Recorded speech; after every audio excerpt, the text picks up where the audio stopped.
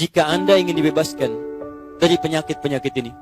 Nanti ada iri, ada dengki, ada marah, ada macam-macam. Caranya sederhana. Lihat sini. Tadi sumber penyakitnya di mana? Di qalbu. Baik. Pada bagian apa? Nafsu. Baik ya? Masuk ke qalbu. Perhatikan. Sehingga nafsu itu membuat hati tidak tenang. Kita ingin tenang, penyakitnya hilang, hatinya tenang. Dalam bahasa Al-Quran, bahasa Arab, ketenangan hati disebut dengan tumanina. Bahasa kata kerjanya disebut dengan tatma'in. Ada rumus di Quran, kalau hati Anda ingin tenang, bebas dari penyakit, Quran surah 13 ayat ke-28. Saya sempurnakan dulu obatnya supaya sesuai dengan temanya. Lihat, Quran surah 13 Ar-Ra'du ayat 28. Ala bidzikrillahi tatma'innul qulub. Ini inti suratnya. Ar-Ra'du artinya kilat yang menyambar, halilintar. Kalau Anda dengar halilintar itu hatinya gelisah atau tenang? Gelisah, gak tenang. Ada ujian datang seperti halilintar, menyambar-nyambar membuat Anda tidak tenang. Gelisah, gak bisa tidur, gak bisa makan, susah. Tapi ada orang yang dia punya obatnya. Mau ujian datang seperti halilintar, hatinya tenang. Apa itu obatnya? Ala bidzikrillahi tatma'innul qulub. Yakinkan pada dirimu, kalau Anda rajin berzikir kepada Allah, maka Allah akan jaga Anda dari penyakit hati dan tenang keadaan jiwa Anda. Apa zikir itu? Banyak. Saya turunkan sebelah kiri paling pojok itu turunannya. Teman-teman sekalian, sering menyebut nama Allah, itu adalah zikir. Fadhkuruni azkurkum. Anda sebut saya, kata Allah, saya sebut Anda. Zikir. Bagaimana menyebut Allah? Bisa dengan pertama, Anda rajin berdoa. Quran surah ke-7 ayat 205. Wadhkur rabbaka fi nafsika tadarruan wa khifatan wa duna jahri minal qaul. Rajin berdoa. Kalau sedang tidak tenang, ibu berdoa. Teman-teman kalau ada penyakit, berdoa. Misal datang setan lewat sombong. Sombong datang menghinggapi suami ibu, misal ibu melihat, ibu berdoa kepada Allah. Ya Allah, mohon berikan petunjuk pada suami saya, ya Allah. Engkau titipkan suami saya kepada saya, bukan kepada perempuan yang lain. Saya mohon ya Allah, saya ingin dia jadi penting saya sampai akhirat. Jangan pisahkan kami di surga, ya Allah. Saya mohon kepadamu. Ada temukan kalimat marah, bisa mohon maaf ya, Anda menemukan anak-anak pemarah, tiba-tiba marah gak jelas, marah pada orang tua, marah pada orang lain. Ibu bangun setelah tahajud berdoa.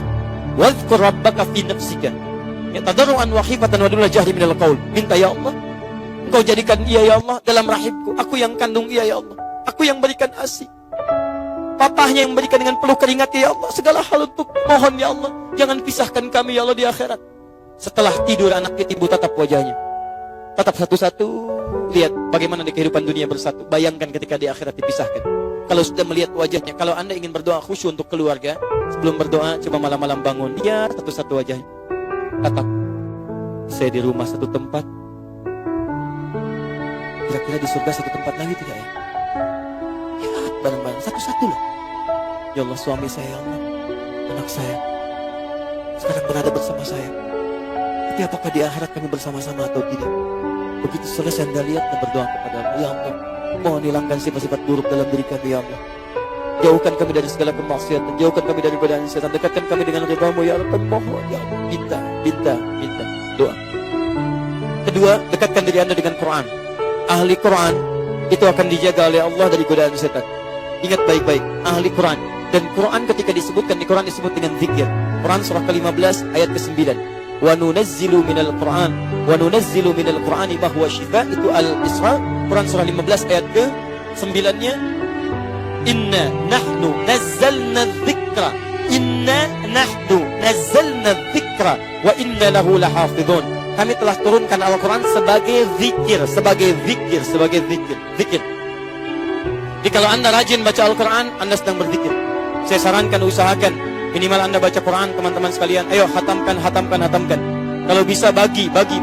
Ada rumus, kalau Anda membaca ayat, baca 40 kali, baca. Anda rajin baca Al-Quran, Anda akan dijaga oleh Allah Subhanahu wa ta'ala dari godaan-godaan setan. Gak percaya silakan, tidak cukup dengan amin, boleh. Baca. Kalau bisa punya target.